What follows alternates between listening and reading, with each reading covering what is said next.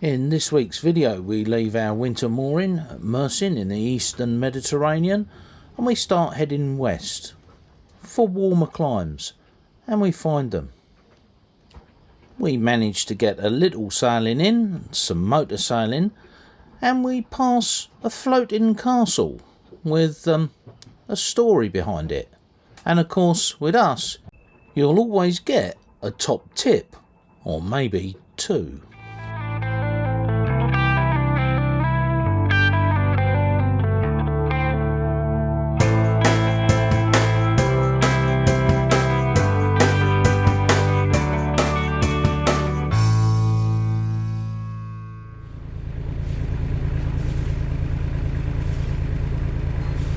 See Cindy, she's there in pink undoing the forward line. I need to get on the helm.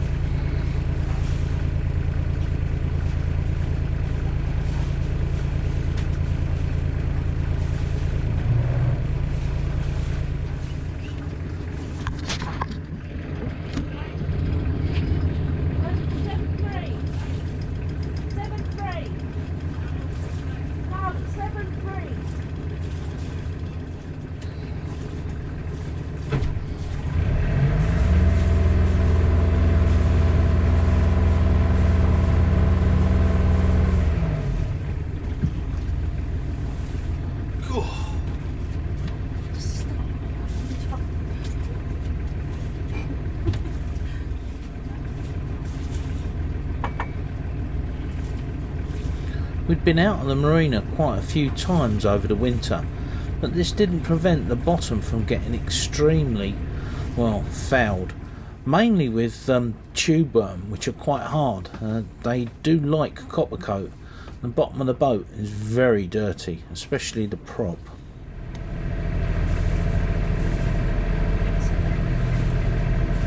Set that one up. I've assumed the position. So, sun's coming up now.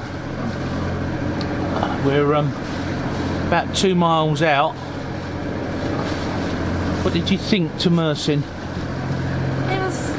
It was a nice place with nice, lovely people. Yeah. It was lonely for us during the winter because there was no one else there. Yeah. But I think with the right management, it could be a good place. But sadly, they're not right. Yeah. Right. I think the marineros and the staff, great, really tried to help us out. But the policy for the marina is that the retail comes first, and they have little or no interest in the marina, and it's a car park for boats in the winter. But hey ho, look at that lovely cloud formation over there. See that? Gorgeous. Oh, we're still motoring. There's how much wind have we got? Not a lot. 4 knots. So we're about 1800 RPM. We're going to run the water maker in a bit once we get into some clearer water. We've been running it every week and a half, 2 weeks, and we've run it on clean water, RO water as well. But it needs a good flushing out, so we'll do that. It's a lovely sunrise. With our flotilla behind. Our flotilla behind, yeah. Not a sail in sight. We're the only ones with sails up. Oh no, Peter's got a sail up, I think.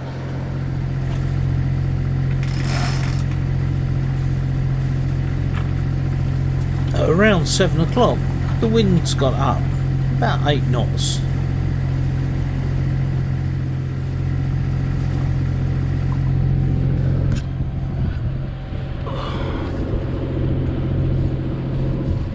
Not much wind, but a bit. Telltale's flapping there a bit. Halyard's a bit loose, let's tighten that. Otherwise, on our way.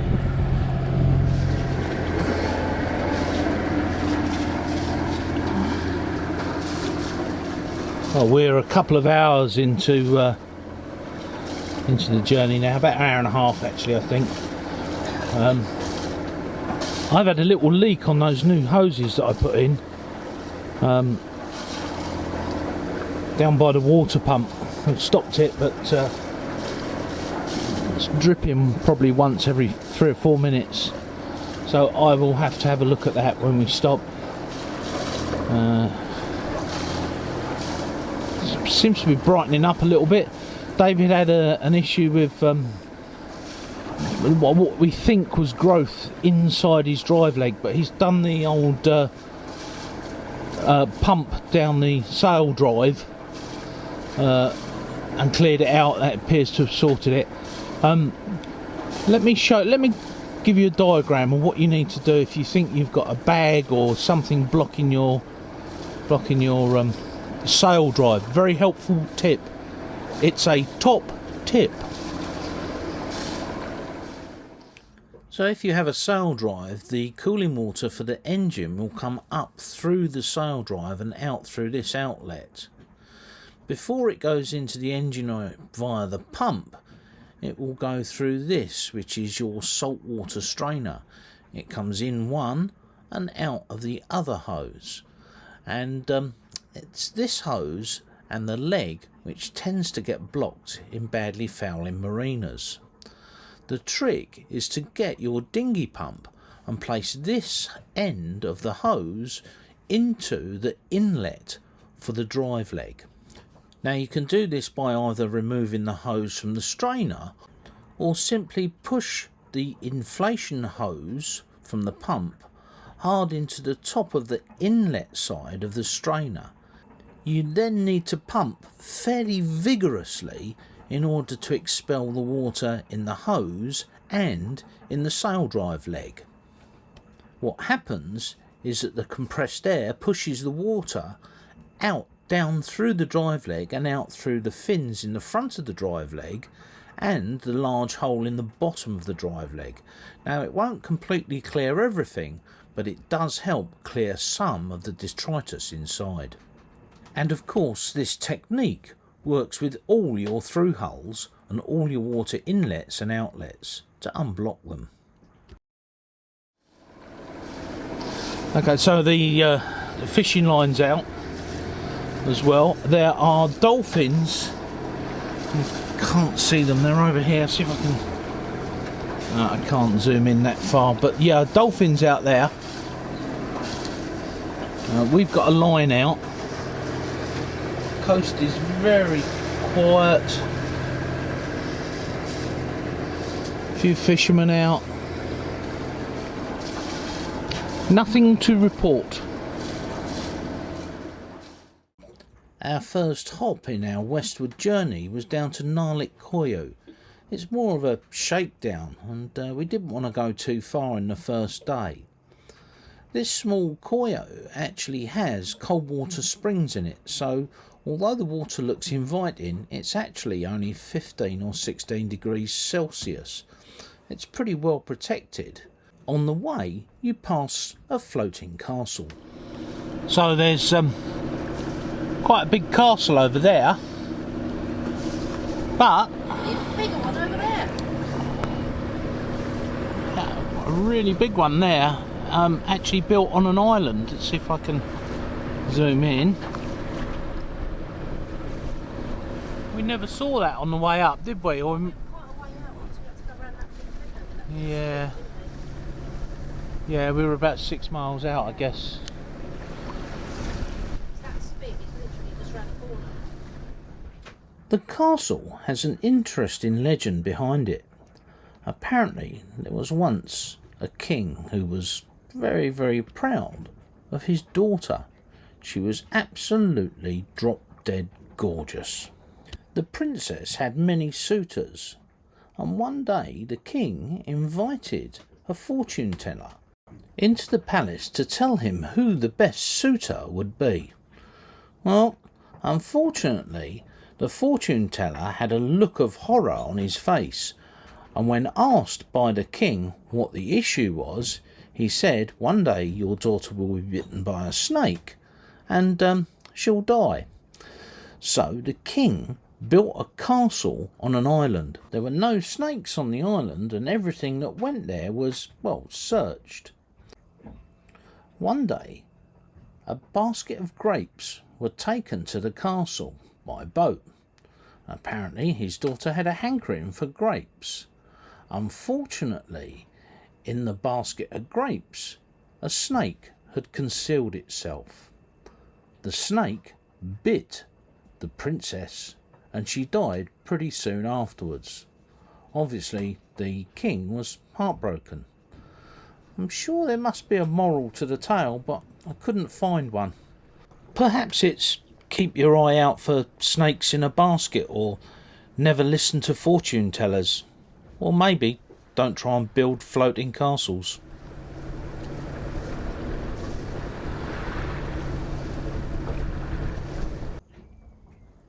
About an hour and a half later we arrived at the Koyu and all managed to get anchored up. It really was quite picturesque. There's David there. Peter's there. Chris and Melissa are... where are they? They're over there.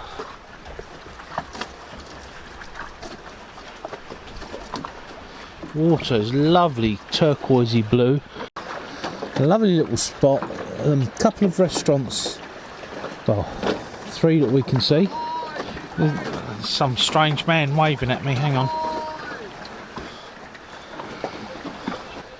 It looks like it might rain later. I might get the drone up in a minute. But the wind is going to come round from more from this direction. And slightly that direction, which is due west, south and west, slightly west of south. So we will be extremely well protected, but it's only very light winds. It looks like a kind of a swimming pool-y thing up there. Can't really see. Maybe have a look later. We'll get the drone up.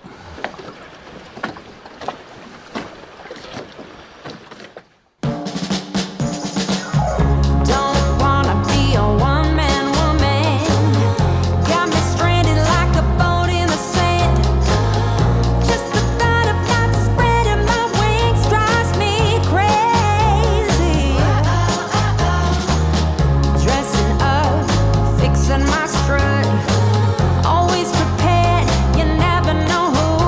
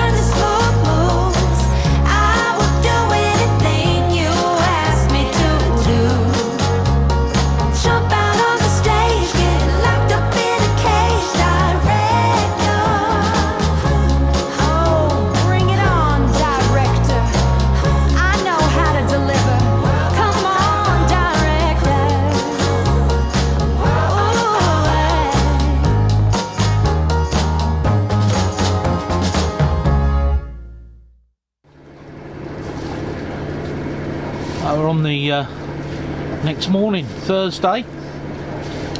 We had a great night at anchor, very peaceful, and people are getting their sails out now. It's been raining a little bit, and we have got, what's our wind, Cindy, about 120? 145, so 10 knots. yeah, we're just pootling along. The battery's charging, what have you. So yes, there we are, a good night at anchor. We're all up and at 'em first thing this morning, well 8 o'clock. Left the anchorage.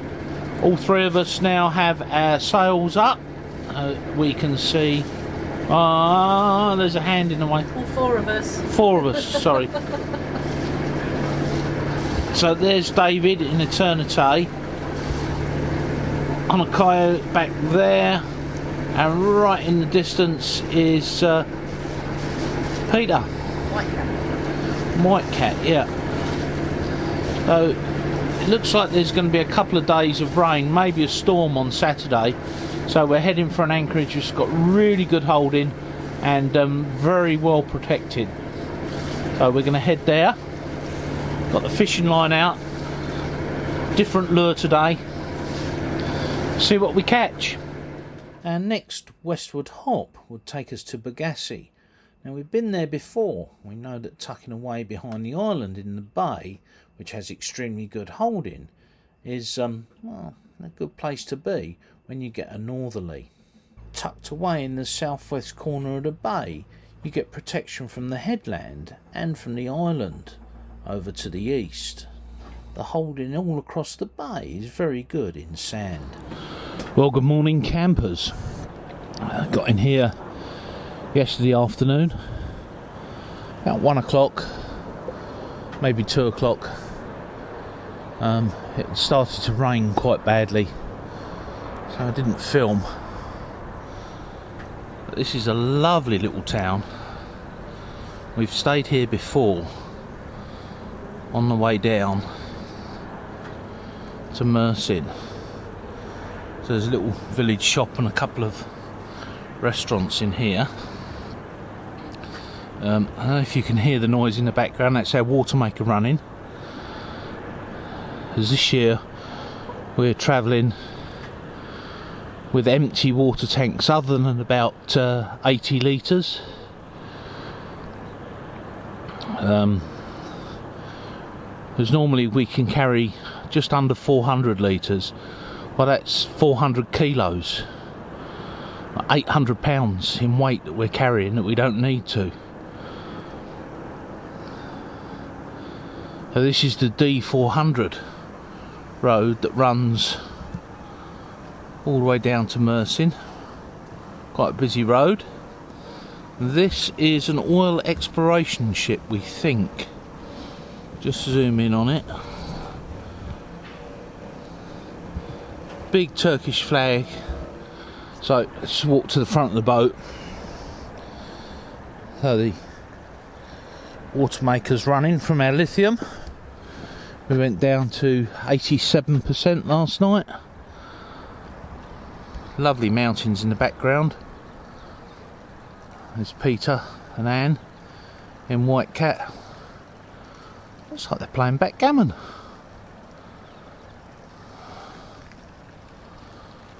On a kai.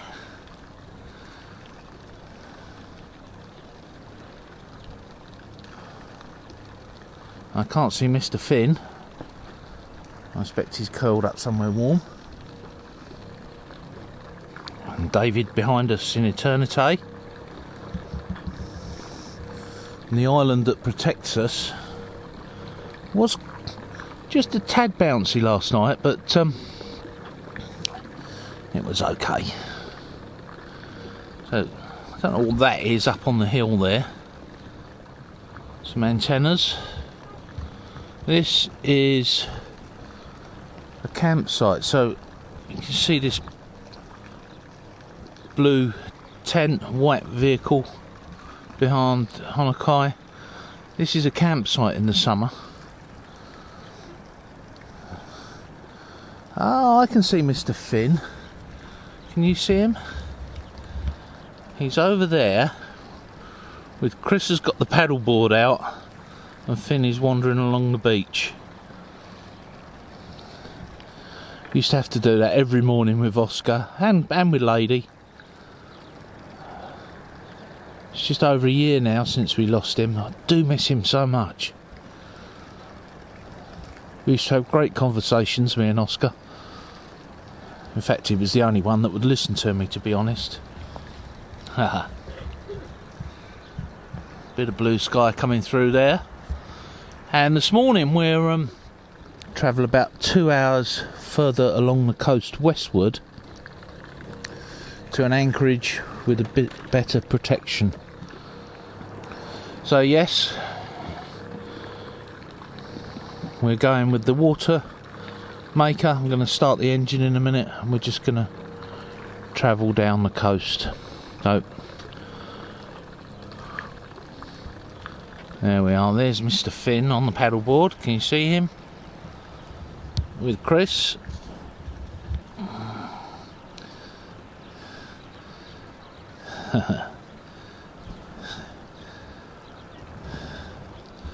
Right, let's get on with it.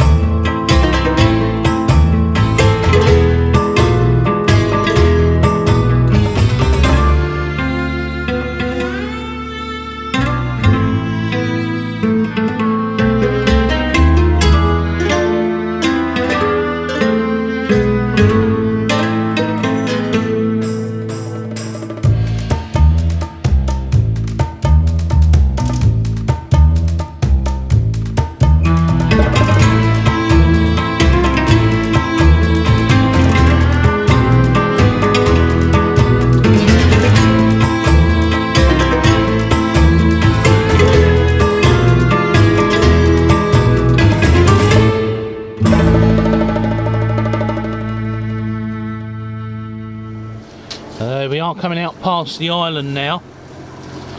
Lots of ruins on that island, and we were hoping to get the drone up and fly around it, but as I say, it was raining last night, and David in Eternite is just behind us on a kayak. Tail end Charlie, rear gunner today. And Peter is, let's get him in view, he's over there, living the life of luxury, probably playing backgammon on the back.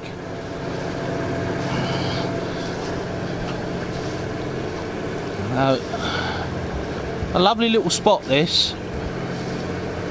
I haven't shown you on the map where it is on the chart. I'll show you now. But a good hidey hole, especially in north or northeasterly winds. Sorry, northwesterly winds. Not very good in northeasterlies. or hard southerlies unless you tuck right round the corner here. But yeah, it was good. Next week, as we head even further west, we discover we've got some bad weather coming up. Although we'd love to stay at the anchorage we're in, we've got to move on again. Remember to join us next week. Hit the like, subscribe and ding that notification bell. That way you won't miss any of our videos. Sail safe, guys.